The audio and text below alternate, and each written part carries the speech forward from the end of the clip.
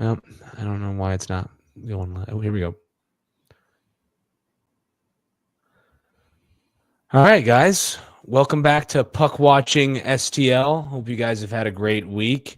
It's great to be back in St. Louis for a phenomenal Mardi Gras celebration yesterday, and as well capping it off with another great win for the Blues. And I know, Nick, this has been a very different story from this Blues team from our last episode when we were kind of dealing with a little bit of disappointment after a tough loss to Winnipeg. Ever since then, it's been nothing but winning for the Blues, and they have just looked outstanding in these previous 4 games, just dominating every opponent, and including LA last night, which we were heavily there for. It's been a fantastic 4-game stretch. Pure bliss, I think, if we're going to use two words to describe it. It's been fantastic. The Winnipeg game was a bummer, but I did not see that response against the Avalanche the following day coming. And I actually just rewatched the highlights, and they just brought it right from the jump. Forecheck was awesome. But yeah, I know we want to recap a few games, but it's been really, really, really great to see the last week. Yeah, it really has. And I think let's start from the beginning with that with Colorado. And I think that's the game that's, I think, a little bit like furthest in our minds when it comes to this winning streak with all the recency, with all the other wins. But I think what's pretty amazing about that game is that when you look at previously, the Blues lost 5-0 to the Avalanche, and they were not in that game at all. And just such a completely different story in the other game. I mean, you talk about everybody was clicking on all cylinders, and it was pretty amazing just to see that we just don't really play that well historically against Colorado, and yet you're able to come up with a win against those guys that, you know, really shutting down McKinnon and shutting down all their guys that, are on paper a lot better than this team right now. But they really stepped up to the challenge, but that's been the key to the story the whole week. But I guess starting all the way there, Nick, I mean, they were able to hold a lead against Colorado again on a Sunday, and when it was, you just didn't know what was going to happen. You had a tough loss against Winnipeg. So where do you go from here? And they respond in numbers. And the first star of that game was, Nick? Justin Falk. We're always dishing on that guy, but just like the rest of this Blues team, he has played awesome in that with two assists in that game, and continually doing well as well in the last 3 after that. Yeah, he really redeemed himself after the Winnipeg performance. I think he had like 7 shots overall against Winnipeg, and he had some golden chances and wasn't able to put them away. And then he really, really did. And it continues to do to redeem himself in the last few games since that one. Yeah. And gosh, we were talking about it last night, but the guy looks a lot different. He looks extremely calm, very collected and smooth. And it looks like he's really being aggressive on the offensive zone too, getting in. And it's really good to see. It seems like all the D-men look exactly like that too, with Fowler, Parayko, Broberg. I mean, all of these guys have been locked in, and it's not just the D-men, it's everyone. And that's why the title of our episode is The Blues Are Buzzing. It's everyone. It's not just the D-men. It's not just our offensive core. Of course, the remaining contributors, but dang, it's been great. And the Colorado game, go down 1-0. We're like, oh no, here we go. And then 3 unanswered. Some solid goals, really, really great forecheck pressure. Bennington plays really well. They brought it on a little bit in the third against us, but a great win. We had not beaten Colorado at home in 4 years. It had been that long. Are you? So, yeah. And we had beaten them in Colorado before. But that's a sad stat, and I'm glad that monkey's off the back for us. Fantastic win, and I think after that one, boys were starting to believe a little bit, but there was still a pretty daunting schedule ahead. Oh, daunting for sure. But when you look at just the way they played in that game too, just dominant. And I think we don't really dominate a team like the Avalanche ever. and you just always feel like they have so much space around the ice and they're able to fly all around. But they were outstanding, and they were able to have a game without a point for McKinnon, and who is just a Blues killer. Obviously, he's a killer for any team, but God, getting him off the point board right there and the scoreboard, God, it felt so good to limit. Even though he still looked good in the game, but to not really see anything on paper from that guy after that game, God, I love it. Just love it. It's been a bit, so it was good to Yeah. see. Can't lie. Yeah. It was Taves with the goal in that one, Devon Taves in that deep pairing, who was really good for Team Canada, and again they showed it in that game. But that line led up that goal against Holloway. No, I'm sorry, Parayko. Yes, yeah. yes. That was an issue from Makar. Makar had his didn't really see Parayko breaking in the net right there, and that's what we've seen a lot from Parayko this year. Oh, man. He has not been afraid to go to those dirty areas and advance up the ice with the Blues. I mean, you love to see him getting comfortable down there and getting really dirty. Totally. It was really good to see Parayko. Yeah, he's been active as can be. Something Monty must have said something to them during this break and when they got back, because they did not play like this prior to that Four Nations break. The D-men were not that far up in the play. They weren't being asked to be super aggressive in the offensive zone, and they're doing it time in and time out every single play, it seems, down the ice. And it's really, I think, relieving a lot of pressure for Thomas, Kyrou, Booch, to have other people to go to when we're in the offensive zone, rather than just trying to create plays themselves with just them three or whoever's on their line with them. So that's been really good to see. And then when you move into Tuesday, you have the Kraken, and you feel good about it. Kraken are, bottom middle tier in the Western Conference, not really in a playoff position. So you think, okay, this is a great way to continue the streak after the Colorado game, continue that momentum. And boy, oh boy, did they pour it on during that game. They haven't really had an explosion like that offensively. I guess the Blackhawks game does count, but I don't count it as much just because it's the Blackhawks and it was a weird game. But God, they looked great. They looked so good for such a long time during that game. It was great to see. Yeah, I thought that first period that they had, and obviously the second with all the goals, but I thought the first and second probably some of the best periods of Blues hockey I've seen them play all season.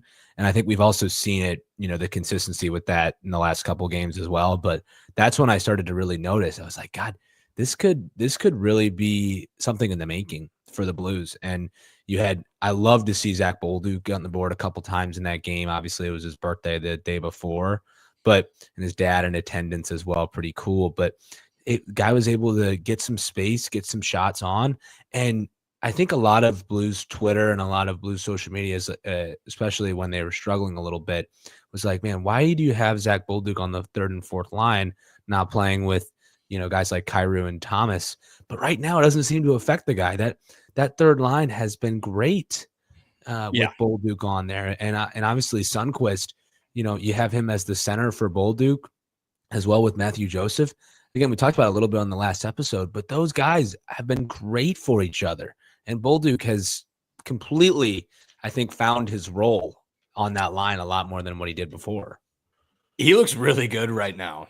And I don't want to skip forward, but the guy's got 3 goals in his last 3 games, couple assists, I think, as well, along with that.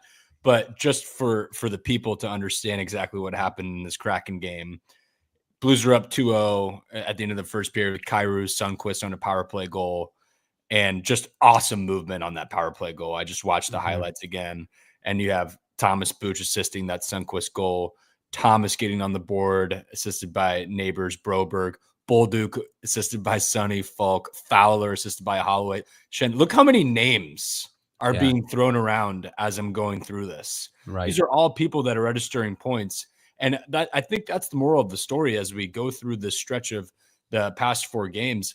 Everyone is involved in these games and in these scoring plays. And I feel like that just really wasn't the case prior. And of course, we never scored 7 goals in a game. And the offense was extremely limited. especially in the month of January and the beginning of February. But man, something just completely changed. Like Neighbors, Fowler, Bolduc, Thomas, Bolduc again, and then everyone registering assists.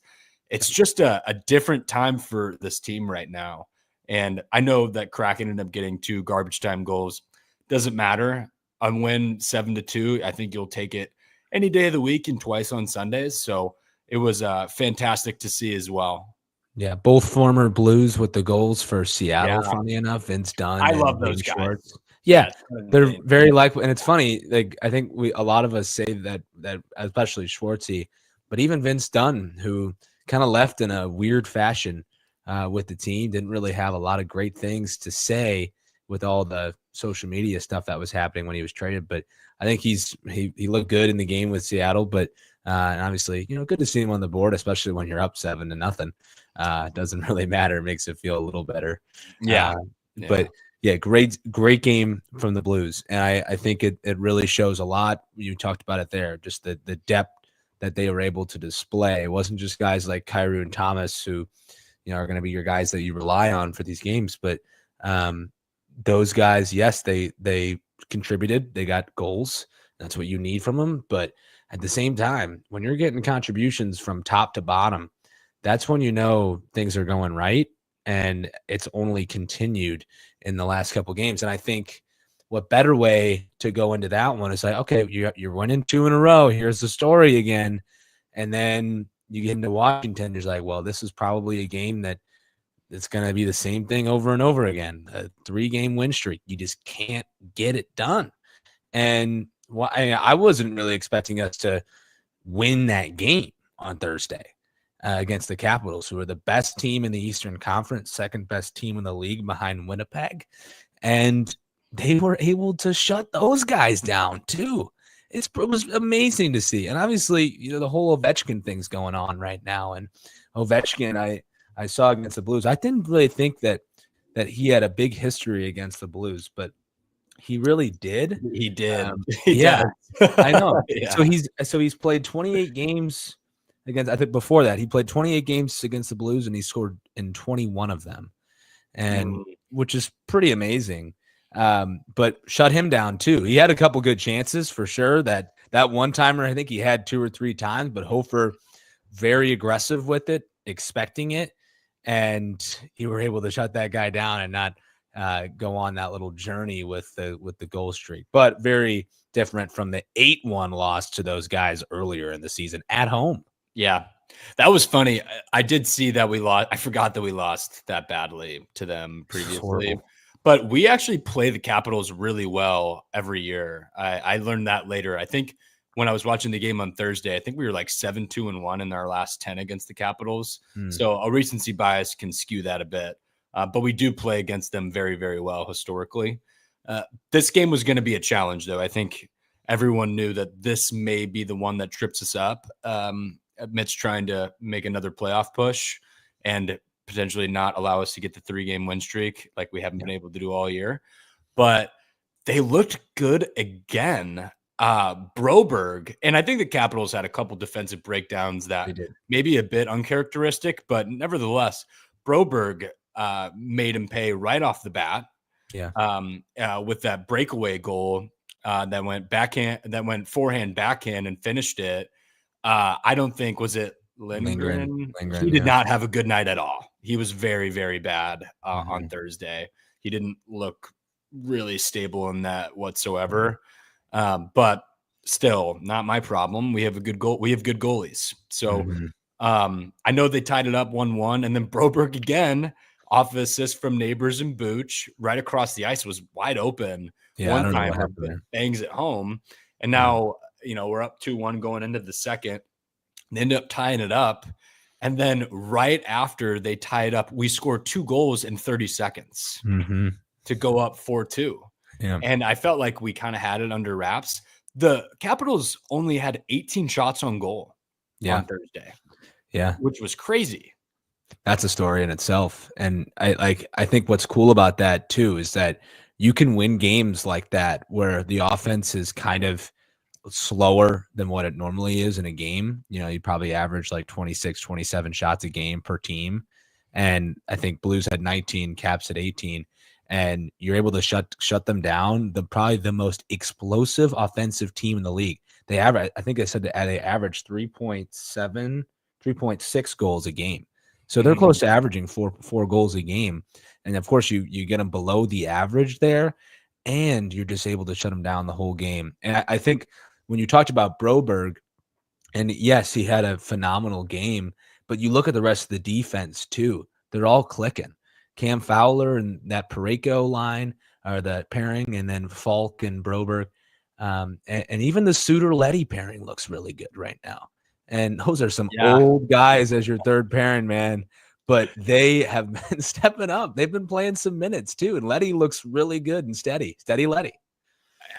Steady Leddy. Is that a nickname? Yeah, I remember, especially when he was better. Yeah, last season and the season before.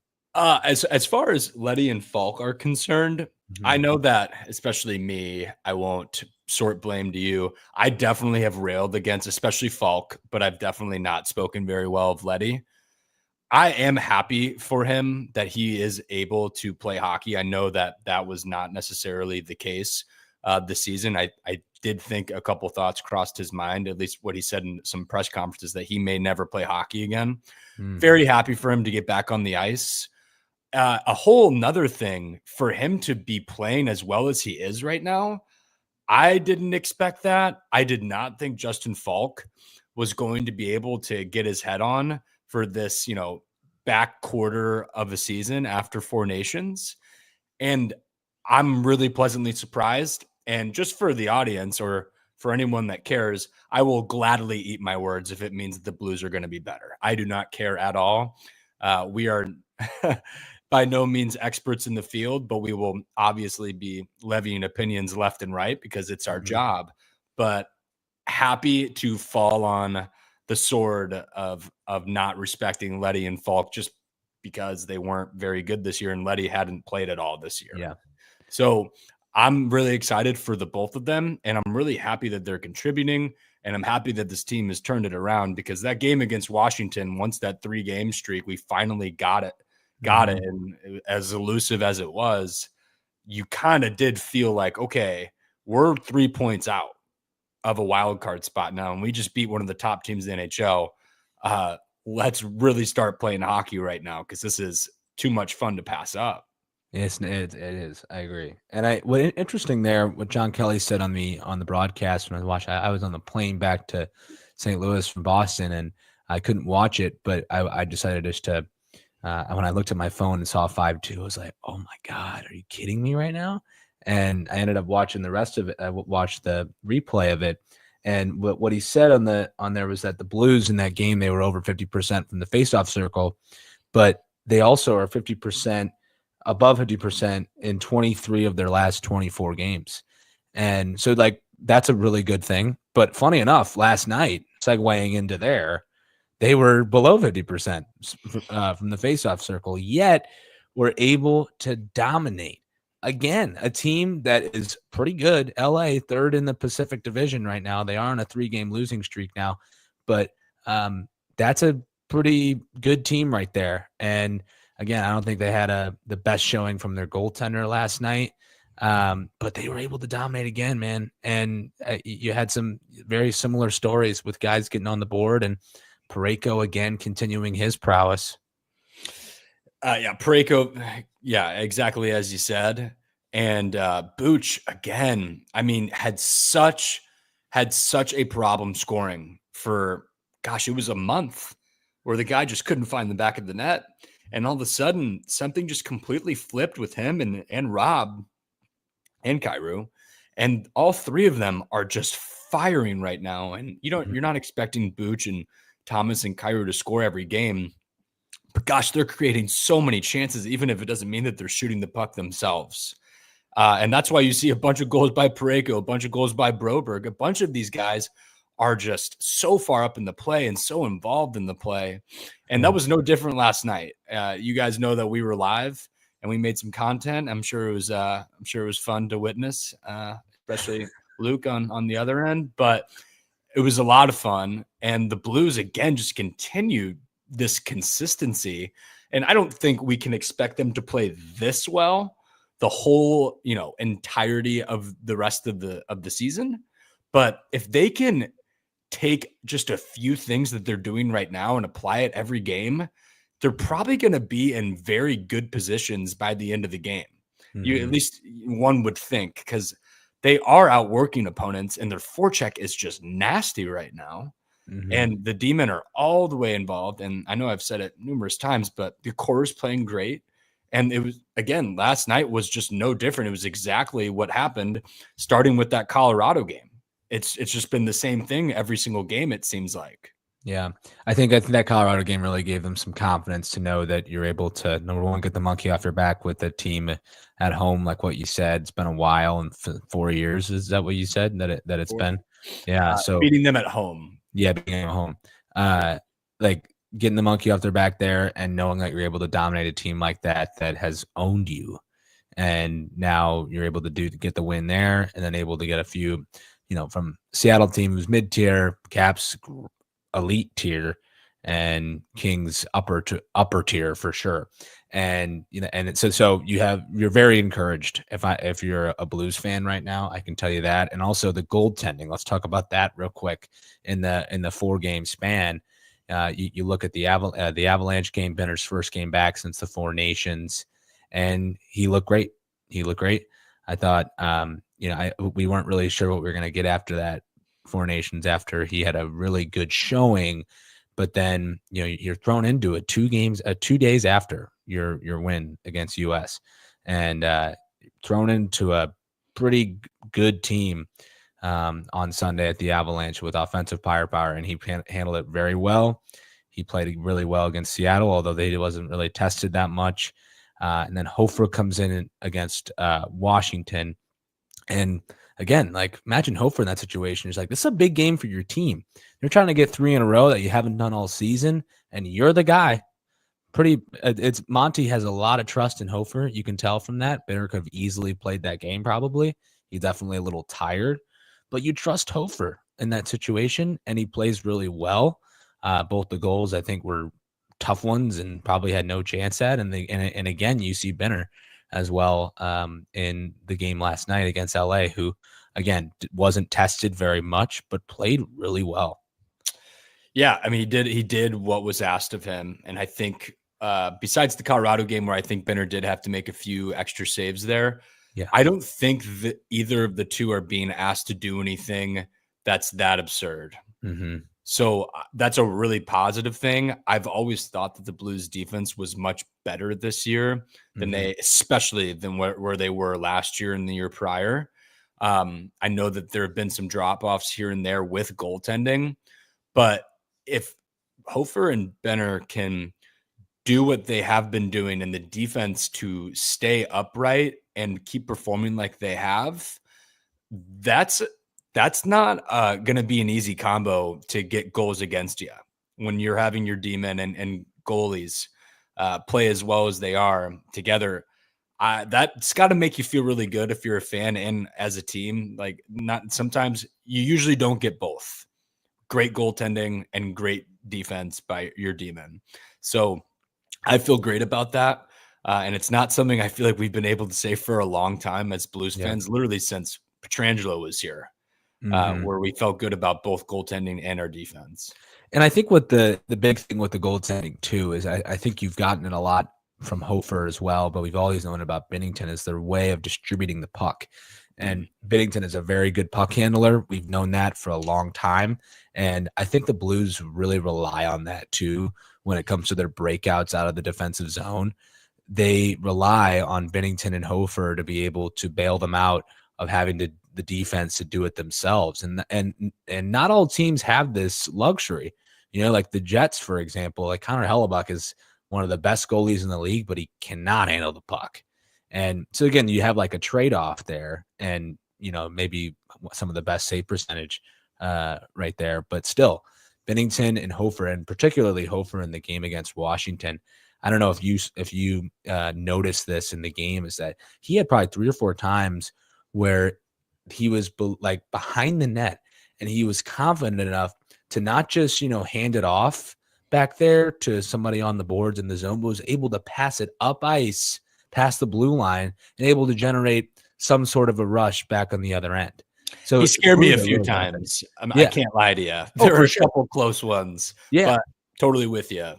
If he's going to gamble like that but it's going to pay off, you know, you'll probably get burned down the road if you continue to do stuff like that. But, you know, didn't harm us there. And the distribution with both of them have been great. Yeah. Luke, we got a question on Instagram. I saw that. Yeah. And I think it's a good segue. Yeah, it's good. I agree. So question is, can we still get a wild card spot for this Blues team? And I think the answer is quite different than what we would have said a couple weeks ago. And I think the answer is yes, we can. And we are, I think now, is it 1 point behind right now in it? Or Yes. is it three? It was 3 last night. And then you had all of the teams who were competing, Utah, Calgary, and Vancouver, right? All lost last night. So obviously you can't count on that every single day. You got to keep on winning, but it's a really good sign. And to have all cylinders clicking like that in that game, and I think that gives them some good confidence. So Blues are 64 points and Vancouver's at 65. But issue is there. Calgary has 2 games in hand on the Blues right now. So got to keep that in mind. But still, and then they're going to be right back at it today. And they're in about an hour and a half here versus Dallas. And so I think that, again, we'll segue into there if we don't have any other thoughts about last night and their victory last night. But in utter honesty, I was a little bit fuzzy on the first period of that game, just recovering from the Mardi Gras festivities. But I will say the one thing I did notice in that period and the others is that I never really felt nervous when LA was entering the zone last night. And I get those nerves a lot when the Blues are defending and on different little streaks here, but the defense just was able to shut them down. And yeah, they had a tough start to a power play goal. They let up who had the goal from LA last night? Fiala, who's a great player, and let up that goal. I think that's the one thing that the Blues I think still need to get going is that penalty kill. Still pretty. They've gotten better with it, but I think the power play is the thing that's improved special teams wise. And I think when we talked about it, evaluating the season, it was like, what are the things that need to start going? I think one of them is the power play. Didn't really see it last night. We didn't have a power play goal last night, did we? No. Yeah. So.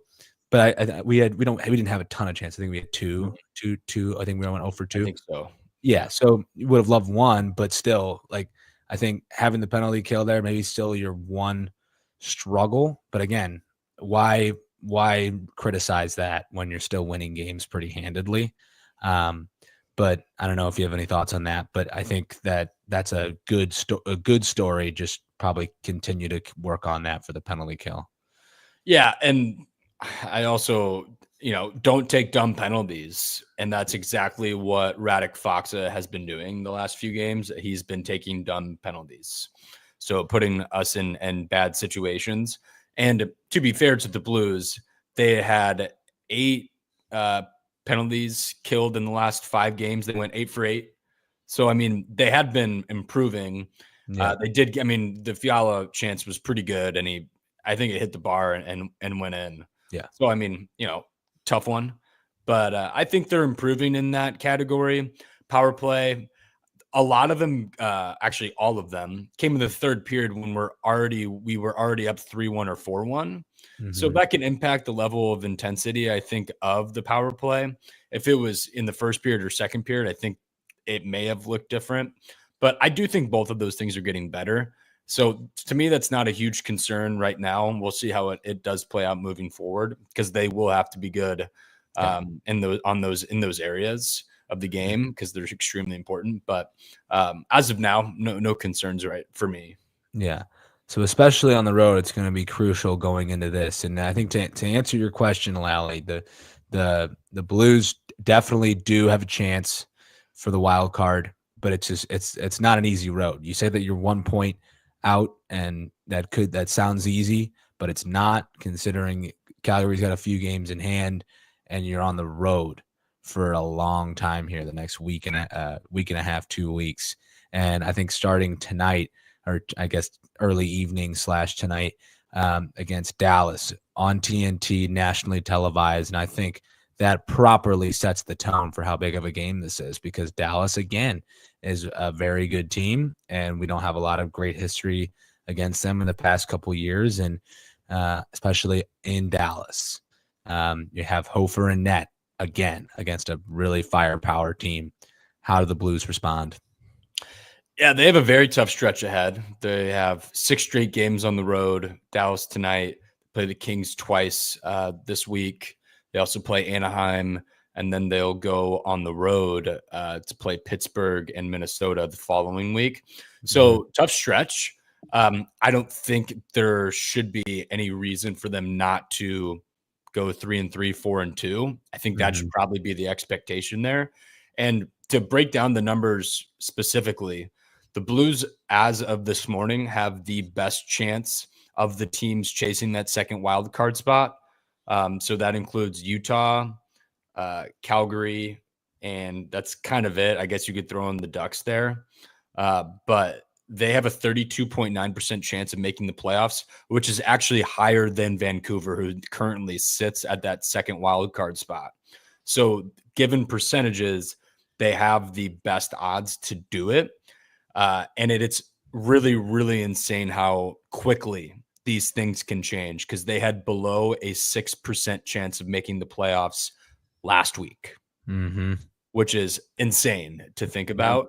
But that's what happens when you get a little bit of help and you don't lose games. That's right. Yeah, I think, and then you even look at previously, like Blues are also on a little bit of a point streak on their own. They haven't since February 8th. Obviously, the Four Nations was in between there, but they started a point streak, and then that one starting against the Blackhawks, but have yet to lose a game in regulation since February 6th. So almost a month since the Blues have done that, and that game being against Florida. But I think as well, though, I think that when you look at those games, the Florida, Edmonton, and that stretch of games, you lost a few there, but all of them, I think you saw a very similar story where you could have won those games, and the Blues were in those games. And we've seen that, obviously, and they're now getting rewarded for it in the last 4. But again, this is going to be tough. I think a lot of Blues fans got to think a little bit realistically here. Is this a 2019 11-game win streak type of feeling right now? And they're playing like it could be, but we got to be. They're playing like it could be, but I think we got to also think realistically here that you're on the road for a lot of them, and you're playing some really tough opponents. But don't get me wrong, there were some tough opponents in the 2019 run that were on that track. But I think when it comes to Dallas tonight, this is going to be a really tough team. And Dallas is, I think they're second in the Central right now.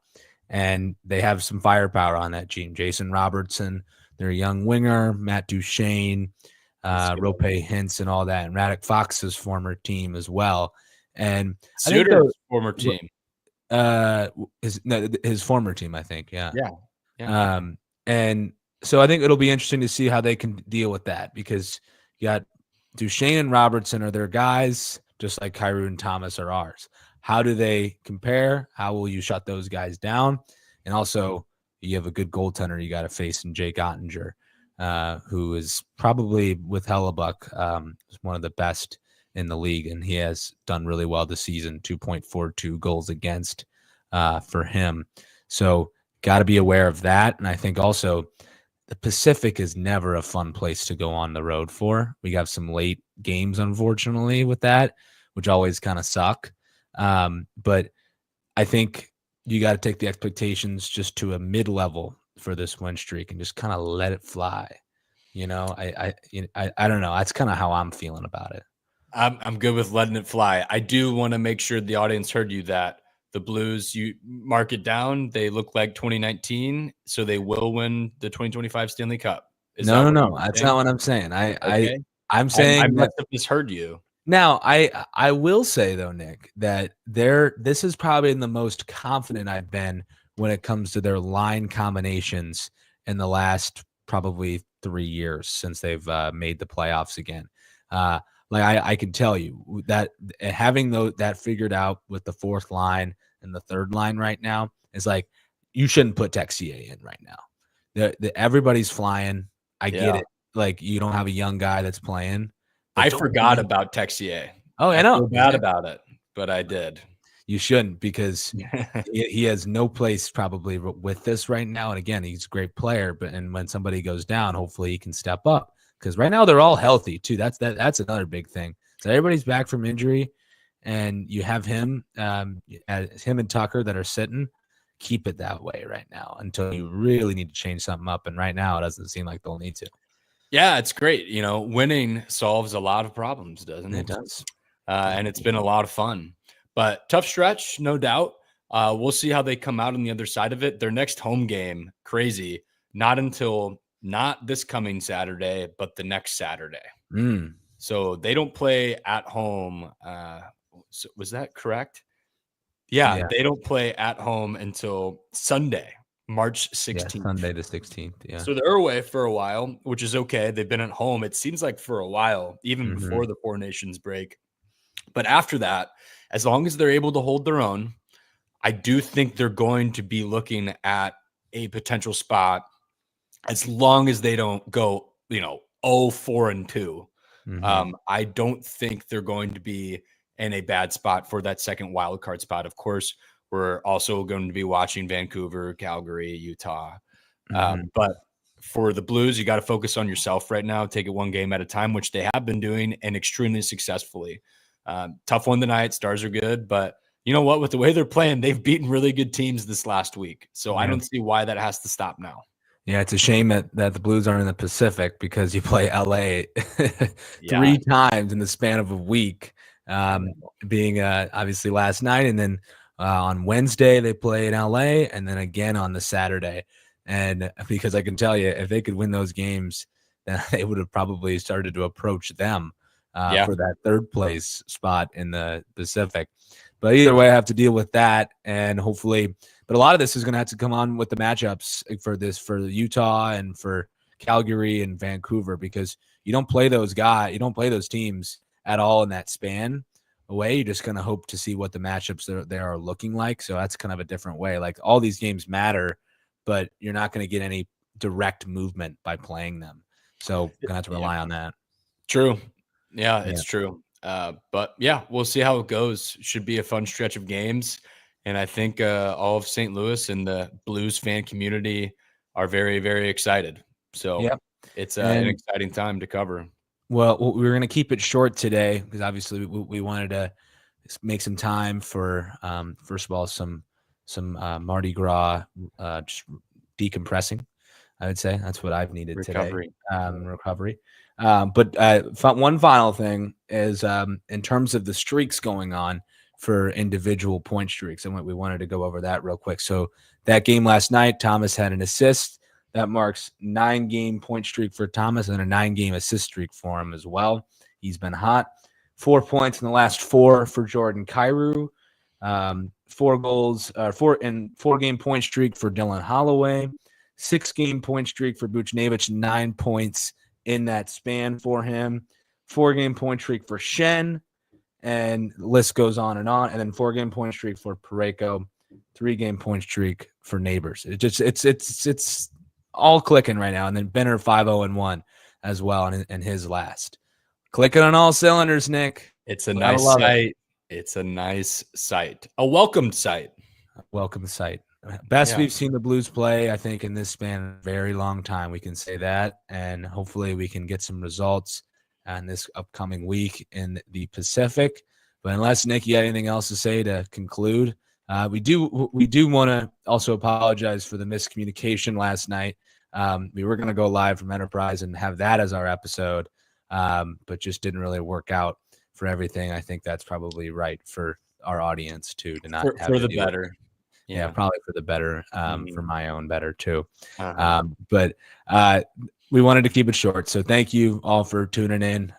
Hopefully the Instagram was live as well. Hopefully you guys got to tune in on that. And this episode will be live on the whatever you get your podcast, Spotify, Apple Podcast, for anybody who didn't tune in live, and then obviously catch us on all of our social medias on at Puck Watching STL on X, Instagram, or YouTube. Hopefully, can grow those, and then upcoming this week, obviously we talked about the schedule, and we will be having an interview tomorrow with a college hockey player for Lindenwood University. Should be fun to get to talk to him, get his perspective of the only NCAA team in St. Louis for any of our surrounding areas. So we're going to talk to him, and then we're going to merge that into our episode as well, coming out next Sunday. So excited for that, and hopefully you guys have a great week. A lot of Blues hockey, so it should be really fun for y'all. Oh, yeah. Stay sharp out there, guys. Should be a fun week. Yep. See ya. Happy Mardi Gras. Yeah. All right. See you guys.